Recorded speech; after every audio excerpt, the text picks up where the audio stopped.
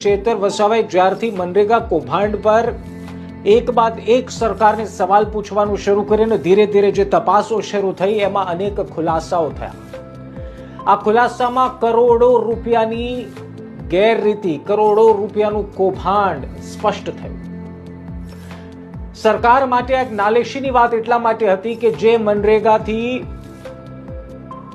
ગરીબ લોકોને, જરૂરિયાતમંદ લોકોને મદદ પહોંચાડવાની હતી, એવામાં જ કેટલાક વચેટિયાઓ માલ ખાઈ રહ્યા હતા, હપ્તા પહોંચી રહ્યા હતા એવા આરોપ લાગ્યા અને કોન્ટ્રાક્ટરો છાની છુપે લોકોને, જનતાને મૂર્ખ બનાવીને કરોડો રૂપિયા સેરવતા રહ્યા। ચેતર વસાવા પર જે કલમો લગાડવામાં આવી એ જાણી જોઈને લગાડવામાં આવી છે। બીજું એક લોકો એવી પણ ચર્ચા કરી રહ્યા છે કે ચેતર વસાવાને સત્તાના ઉપયોગથી ફસાવવાનો પ્રયાસ છે, પરંતુ આજે હું આપને એક વાત એવી કહેવા જઈ રહ્યો છું જે બરોબર ફિટ બેસી રહી છે। થોડા દિવસોથી એક કૌભાંડની ચર્ચા ભરૂચ, નર્મદા અને સમગ્ર ગુજરાતમાં ચાલી રહી છે, ને એ છે મનરેગા કૌભાંડ। મનરેગા કૌભાંડમાં મંત્રીના છોકરાઓની ધરપકડ થઈ અને ભારતીય જનતા પાર્ટીના જ સાંસદે ત્યાં સુધી કીધું કે આ કૌભાંડના તાર ગાંધીનગર સુધી જોડાયેલા છે। ચર્ચા ખૂબ થઈ।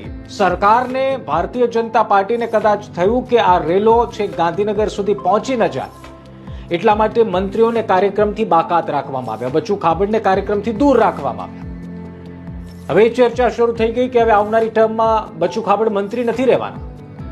આ મનરેગા કૌભાંડનો રેલો ગાંધીનગર પહોંચે તે પહેલા ચેતર વસાવાની સામે એવી કાર્યવાહી થઈ જેની કલ્પના ખુદ ચેતર વસાવાએ નહીં કરી હોય। ફાઇલ થયો છે।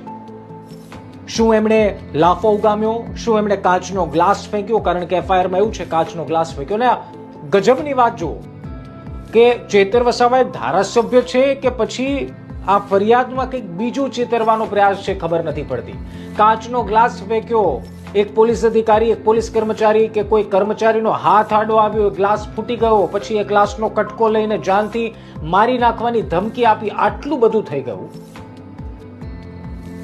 સવાલ નથી થતો કે આટલું બધું થઈ ગયું અને બહાર કોઈને ખબર પણ ન પડી?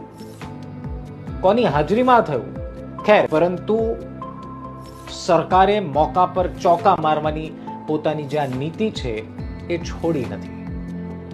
કૌભાંડનો ક્યાંક રેલો ગાંધીનગર સુધી ન પહોંચી જાય અને કૌભાંડના કારણે એક બાદ એક એવા નામ ન ખુલી જાય કે જેની કલ્પના પણ ન થઈ હોય, કંઈક એવા નામ ન ખુલી જાય